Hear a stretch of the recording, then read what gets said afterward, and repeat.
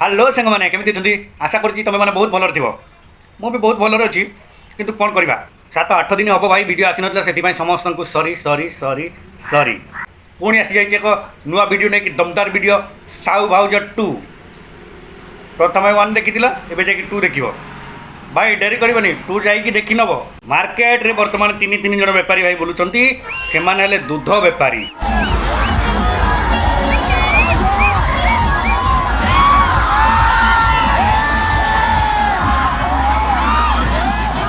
ତ ସାଙ୍ଗମାନେ ଏବେ ମାର୍କେଟରେ ତ ଦୁଧର ଚାହିଦା ଅଧିକା ବଢ଼ି ଯାଉଛି, ତେଣୁ ଦୁଧର କମ୍ପିଟିସନ୍ ବି ଲାଗିଛି। ଦେଖିବା ଦୁଧ ଏଥିରେ ଭଲ ଅଛି, ହାତ ମାରିକି ଦେଖିବା ନା ଚୁଚୁମି ଦେଖିବା ନା କେମିତି ଟେଷ୍ଟ କରିକି ଟିକେ ଦେଖିବା, କେମିତି ଦେଖିବା ସେ କଥାଟା କୁହନ୍ତୁ। ଆସନ୍ତୁ ପ୍ରଥମେ ଦେଖିନେବା ସାହୁ ଭାଉଜଙ୍କର, ତାଙ୍କ ଦୁଧ ଭଲ ଅଛି କି ଖରାପ ଅଛି। ଆସନ୍ତୁ ଆମେ ହାତ ମାରିକି ଟିକେ ଚାଖିବା।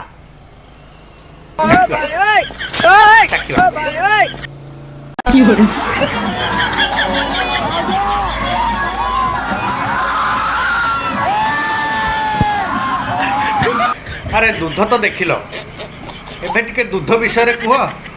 ଦୁଧଟା କେମିତି ଲାଗିଲା?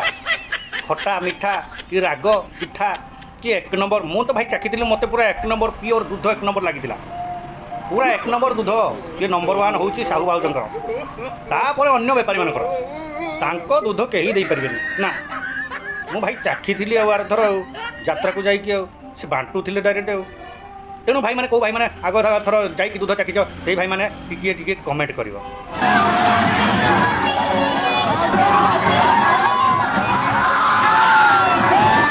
ଆରେ ଭାଇ ରହିଯାରେ ଭାଇ, ଦୁଧ ସରିଯିବରେ ଭାଇ, ଦୁଧ ସରିଯିବରେ। ମୁଁ ଗୋଟେ ଗ୍ଲାସ୍ଟା ଆଣୁଛି, ରହ, ମୋତେ ବି ଟିକେ ସେଇଥିରେ ଦୁଧ ଦେବରେ। ମୋ ସାଙ୍ଗରା ଅଛନ୍ତି ରେ।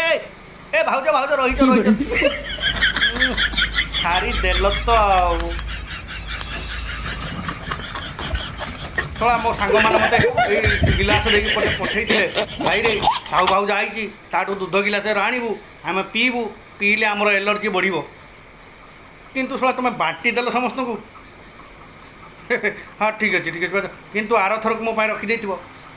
ଏହା ତୁମ ଦୁଧ ପାଇଁ ତ ପୁରା ମାଡ଼ପିଟି ପ୍ରବଳ ଆଉ, ଭିଡ଼ ଜମୁଛି ପୁରା। ହଉ ଭାଇ, ଭାଉଜଙ୍କୁ ଟିକେ କୁହ, କ'ଣ ଖାଲି ଉପର ଜିନିଷଟା ଦେଖାଉଥିବେ, ଆଉ ତଳ ଜିନିଷ ଟିକେ ଦେଖେଇବେ। ତୁମ ଦୋକାନରେ ପ୍ରବଳ ଭିଡ଼ ଭାଉଜ। ଖାଲି ଗିଲାସ ହେଇଗଲା ଆଉ, ଛାଡ଼। ବଦମାସ କୋଉଠିକାର। ଆରେ ଅତେ ଅଧୈର୍ଯ୍ୟ ହେଲେ ହେବ, ଟିକେ ଥୟ ଧର। ଭାଉଜ ଉପର ଜିନିଷ ଦେଖେଇଛନ୍ତି, ଟିକେ ଥୟ ଧର, ପୁଣି ତଳ ଜିନିଷ ତାଙ୍କର ଦେଖେଇବେ। ଏମିତି ଖାଲି ଅଧୈର୍ଯ୍ୟ ହୋଇ ପଡ଼ିଲେ ହେବ? ବୋକା ଚୁଦା ଗୁଡ଼ା।